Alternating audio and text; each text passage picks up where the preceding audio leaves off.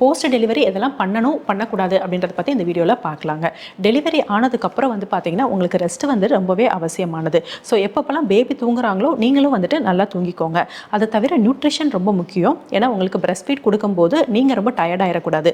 So protein rich diet, fibres, water content அதிகமாக உள்ளது and carbohydrates உள்ளது, இந்த மாதிரி மிக்ஸ்டு டயட்டு பேலன்ஸ்டாக வந்துட்டு எடுத்துக்கோங்க.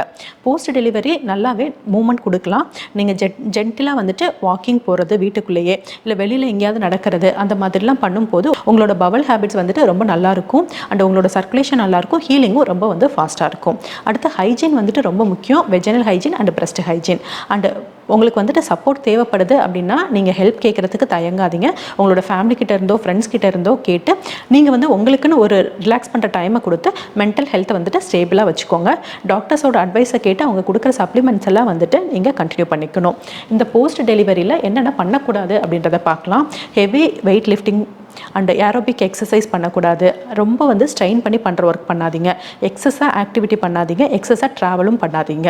அடுத்து மீல்ஸ் எதையும் வந்துட்டு ஸ்கிப் பண்ணாதீங்க. ஏன்னா 3 hours ஒன்ஸ் வந்துட்டு நீங்கள் ஃபீட் பண்ணணும் அப்படின்றனால. ஹவுஸ் ஹோல்ட் ஆக்டிவிட்டீஸை வந்துட்டு ரொம்ப பண்ணாதீங்க. யாரையாவது ஹெல்ப்புக்கு வச்சுக்கோங்க. மெடிகேஷன்ஸ் வந்து டாக்டரோட அட்வைஸ் இல்லாமல் நீங்கள் எடுத்துக்காதீங்க. சானிட்டரி பேட்ஸ் மட்டும் யூஸ் பண்ணுங்கள். டேம்பூன்ஸு அண்ட் கப்ஸ் எல்லாம் வந்துட்டு அவாய்ட் பண்ணிடுங்க. அண்ட் உங்களுக்கு வந்துட்டு போஸ்ட்மார்ட்டமாக டிப்ரெஷன் இருக்குது அப்படின்னா அதை வந்துட்டு உடனே ஹேண்டில் பண்ணிக்கோங்க. அண்ட் செல்ஃப் கேர் ரொம்ப ரொம்ப முக்கியமானது. நீங்கள் ஹாப்பியாக இருங்க.